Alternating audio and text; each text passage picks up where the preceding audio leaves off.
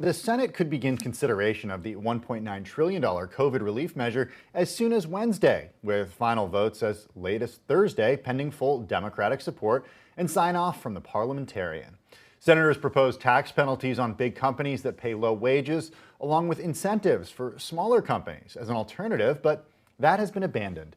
On the phone now is Bloomberg Government's congressional reporter, Emily Wilkins on Capitol Hill. Hey, Emily, great to have you on the show. What do we know about these tax penalties that were under consideration? Why were they abandoned?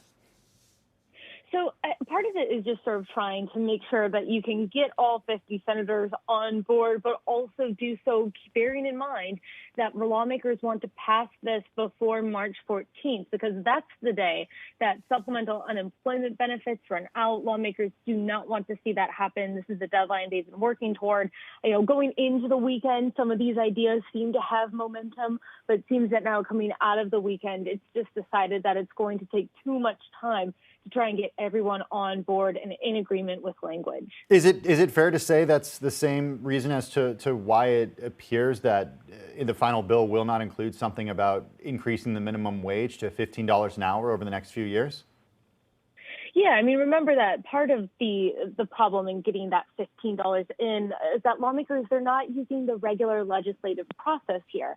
They're using a very different process called budget reconciliation, and that does allow Democrats to pass this bill without Republican support, but not everything can be passed through budget reconciliation. And so certain things get in, certain things get out, and it's at the end of the day up to the Senate parliamentarian. So she said no to that $15 minimum wage, although lawmakers are saying that there might be a different way for them to pass some sort of minimum wage increase.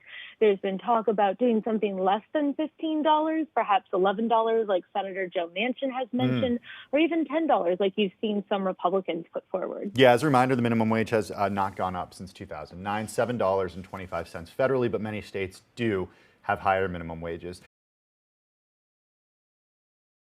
The biggest stories the moment they happen from around the globe. Subscribe to Bloomberg Quick Take now for insight in an instant.